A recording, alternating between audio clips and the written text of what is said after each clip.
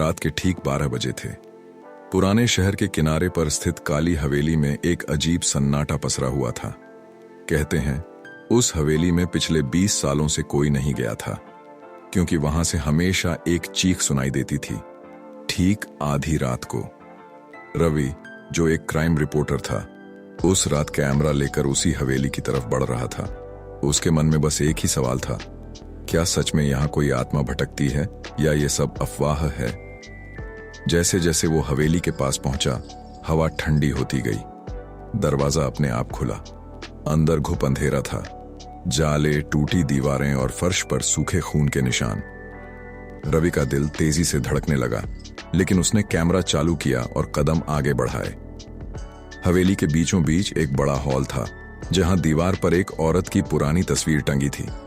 तस्वीर में औरत ने सफेद साड़ी पहनी थी और उसकी आंखें बेहद गहरी थीं। तस्वीर के नीचे लिखा था, विनीता सिंह 1987, यानी उसकी मौत की तारीख कभी लिखी ही नहीं गई। अचानक रवि को लगा जैसे किसी ने उसके कंधे को छुआ हो। वो पलटा, लेकिन वहां कोई नहीं था। कैमरे की स्क्रीन झिलमिलाने लगी।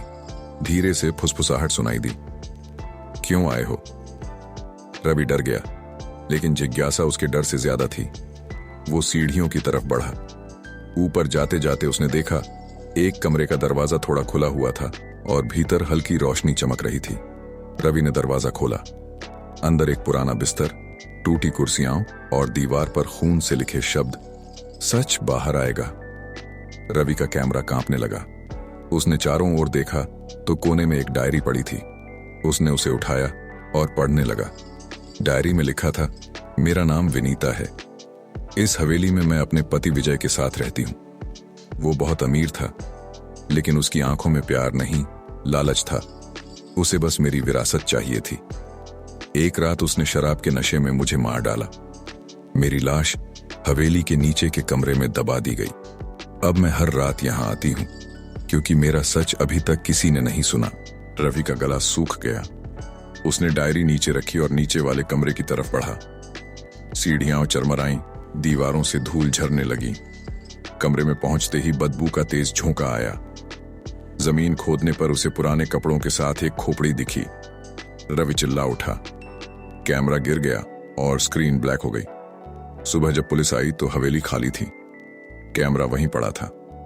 वीडियो प्ले किया गया तो बस इतना दिखाई दिया, रवि उस कमरे में खड़ा है। पीछे सफेद साड़ी पहने एक औरत खड़ी है। वो धीरे से कहती है, धन्यवाद, अब मेरा सच सबके सामने है। फिर वीडियो बंद हो जाता है। उस दिन के बाद कोई भी रिपोर्टर उस हवेली के पास नहीं गया। लोगों का कहना है कि अब वहां से चीख नहीं आती, बल्कि एक मीठी आवाज सुनाई देती है। सच बोलने से डर मत, चाहे जान ही क्यों ना चली जाए। सच कितना भी गहरा क्यों ना दबा हो, एक दिन वो जरूर बाहर आता है। झूठ कुछ पल का सुकून देता है, पर सच हमेशा अमर रहता है। मिलते हैं एक और दिल दहला देने वाली घटना के साथ।